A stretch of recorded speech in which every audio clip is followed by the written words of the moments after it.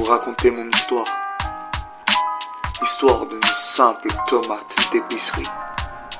Tout petit, je jouais toujours au ballon poire. Rêvais d'être cultivé, poussé et de grandir sur la Côte d'Ivoire. Mais j'ai malheureusement poussé dans une industrie, là où on finit vendu en paquet de 6 à moitié prix. À l'école, je faisais plus de colle que d'études. Les profs et les élèves n'appréciaient pas mon attitude. Que ce soit dans ma taille ou dans mes bêtises, tout le monde rigolait à m'appeler la tomate cerise. Au début, la tension entre les deux clans était tangible, assez pour savoir d'où provenaient les coups de feu et leurs cibles. Je ne me souviens plus pourquoi j'ai été adopté dans la guerre entre les légumes, les fruits et toute cette lâcheté. Au début fallait rentrer et pas se poser de questions, mettre la main sur son flingue pour tirer l'innocence d'une ration. Moi j'ai tué des raisins pour me faire initier, en me consolant à l'idée qu'au final il finirait coupé. J'ai commencé comme distributeur, vendeur de cacao, d'une drogue qui faisait planer plus haut qu'un marché Provigo. Genre de cam qui se vend bien, surtout chez les junkies, aussi pur et coloré que la salade qu'on a blanchie. Je vendais et gagnais leur respect. Ils m'ont assigné une pomme comme garde du corps au cas où je crèverais. Un jour il m'a raconté que gosse son père l'avait frappé. Sache que la pomme tombe sur le sol, jamais loin du pommier. Mauvaise journée pour marcher dans l'allée des fruits et légumes. Le cri des balles justifiait cette salade de fruits d'amertume. Mon garde du corps s'était pris une balle dans le pépin. Triste de chercher l'hôpital et entend murmurer sa faim. Vu son dossier criminel, le docteur refuse d'opérer. À 2 doigts de mourir pourri et de se faire opérer. À croire qu'une pomme qui finissait jour éloigne le médecin pour toujours. Trop tard pour les secours, mais juste assez pour finir dans le four. La semaine suivante, je deviens protégé par un nouveau. Un petit qui joue au jeu de la vie, qui parie toujours trop. Sa copine l'a laissé pour un mec plus riche, un avocat. Tanné de voir son copain se mettre les pieds dans les plats. Durant mon chiffre de nuit,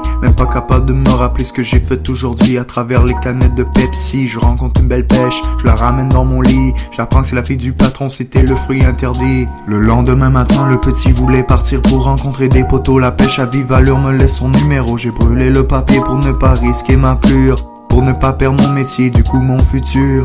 12h30 à rencontrer un nouveau client dans l'allée. Quelle erreur grave nous avons commis, j'entends encore la voix de Dieu dans ma tête. Maxi, mais oui, Maxi. Piégé par l'ordinaire, caché d'un artillerie.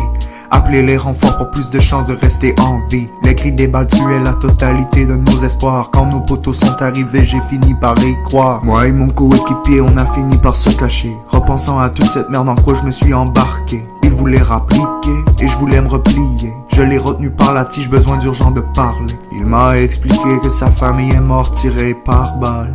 Ne me dis pas plus de détails, pas de questions, repense à mon initiation. J'ai gâché la vie de ce raisin de toute façon. J'ai décidé d'adopter ce raisin par pure volonté. Le traîner de force hors du champ de bataille sans me questionner. D'élever ce raisin même si je dois mourir. Sentiment d'accomplissement lorsque je le vois mûrir. Ouais,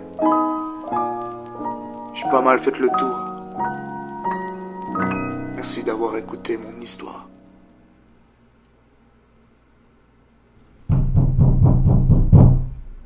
On t'a trouvé, Jackie!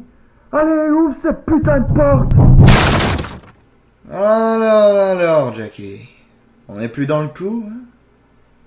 Et en plus, tu t'amuses à baiser la fille du patron? Non, je suis plus dans le coup. Un dernier vœu, Jackie? Ne touchez pas à ce raisin.